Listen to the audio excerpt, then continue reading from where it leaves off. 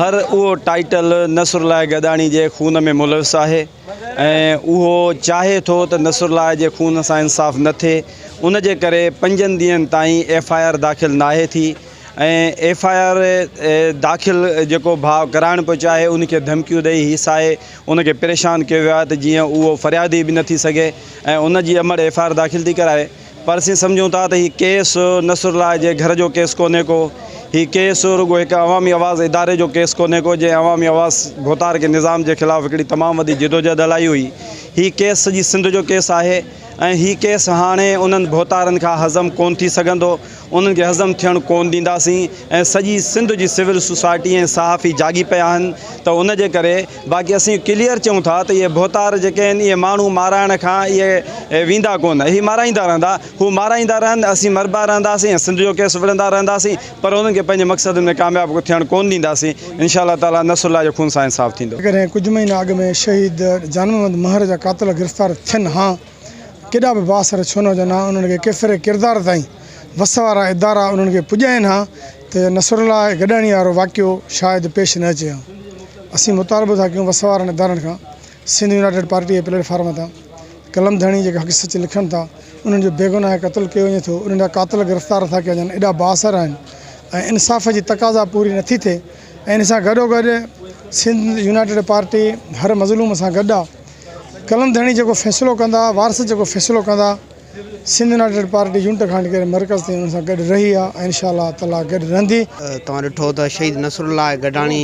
जे क़त्ल जे ख़िलाफ़ु अॼु मेड़ में सहाफ़ी दोस्तनि, सिविल सोसाइटी जे दोस्तनि हीउ जेको एहतजाज कयो आहे। सभ खां पहिरीं असां नसरुल्लाह गॾाणी जे क़त्ल जी सख़्तु लफ़्ज़नि में मज़म्मत था करियूं ऐं असीं आला अदालतुनि खां इहो मुतालबो था करियूं त शहीद नसरुल्लाह गॾाणी जे क़ातिलनि खे फौरी तौर ते गिरफ़्तार करे उन्हनि खे केफ़िरे किरदार ताईं पहुचायो वञे। शहीद नसरुल्लाह गॾाणी जो क़त्ल न सिर्फ़ु ऐं रुगो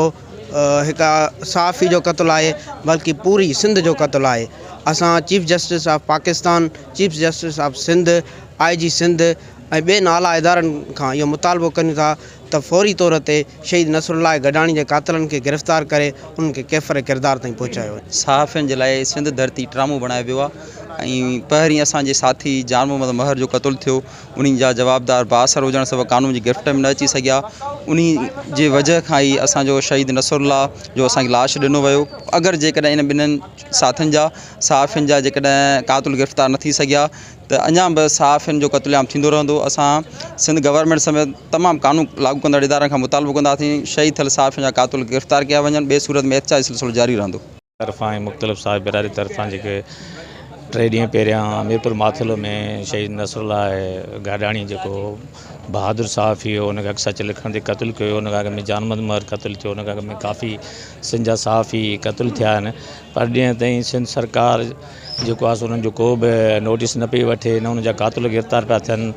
त असीं इन्हनि सभिनी क़त्लनि जो जेको ॾोहारी आहिनि उनखे सिंध सरकार खे चऊं था ऐं पीपल्स पार्टी खे चऊं था।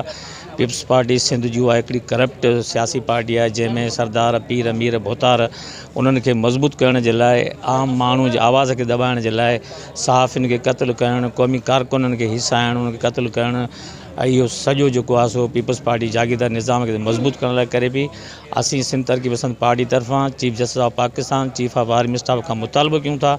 त शहीद नसरुल्लाह गॾाणी समेत जेके बि सिंध जा साहिब क़त्ल उन्हनि जे असुली क़ातिलनि खे ऐं उन्हनि जे पसे परदे पोयां जेके सरदार जागीरदार मीर पीर जेके उन क़त्ल में अण सीधी तरह मुलविस आहिनि उनखे गिरफ़्तार करे ऐं सिंध जे सहाफ़ियुनि खे तहफ़ुज़ फराहम कयो वञे। जेके क़त्ल थियल सहाफ़ी आहिनि, शहीद थी विया आहिनि, उन्हनि जे पोयरनि खे उन्हनि जो वज़ीफ़ो ॾेई उन्हनि जे जेको आहे सो पोयनि सां इंसाफ़